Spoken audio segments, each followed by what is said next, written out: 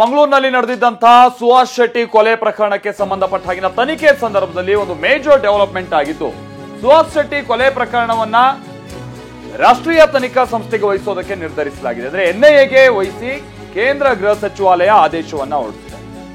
ಈ ಮುಖೇನವಾಗಿ ಮುಂದಿನ ಹಂತದಲ್ಲಿ ಎನ್ಐಎ ಕೂಡ ಈಗ ಸುಹಾಸ್ ಶೆಟ್ಟಿ ಕೊಲೆ ಪ್ರಕರಣಕ್ಕೆ ಸಂಬಂಧಪಟ್ಟ ತನಿಖೆಗೆ ಎಂಟ್ರಿ ಆಗುತ್ತೆ. ರಾಜ್ಯ ನಾಯಕರುಗಳದ್ದು ಕೂಡ ಅಂದ್ರೆ ಬಿಜೆಪಿ ನಾಯಕರುಗಳದ್ದು ಕೂಡ ಇದೇ ಒತ್ತಾಯ ಆಗಿತ್ತು. ಆ ಮುಖೇನವಾಗಿನೇ ಇದೀಗ ಕೇಂದ್ರ ಗೃಹ ಸಚಿವಾಲಯ ನಿರ್ಧಾರ ತೆಗೆದುಕೊಂಡಿರೋದ್ರಿಂದಾಗಿ ಬಿಜೆಪಿ ನಾಯಕರುಗಳು ಕೂಡ ಸಂತಸವನ್ನ ವ್ಯಕ್ತಪಡಿಸ್ತಾ ಇದ್ದಾರೆ.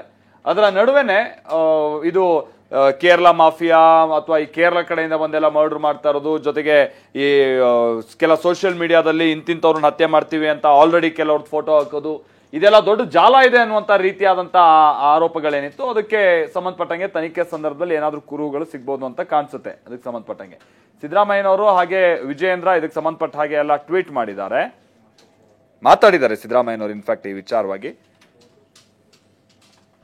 ಈಗ ತಾನೇ ಹೇಳಿದ್ರು, ಡಿಜಿಪಿ ಈಗ ಹೇಳಿದ್ರು ಅಡ್ವೊಕೇಟ್ ಜನರಲ್ ಕೇಳಿ ಅಂತ ಹೇಳಿದ್ದೀನಿ. ಅಡ್ವೊಕೇಟ್ ಜನರಲ್ ಕೇಳಿ ಆಮೇಲೆ ತೀರ್ಮಾನ ಮಾಡೋಣ ಅಂತ ಹೇಳಿ.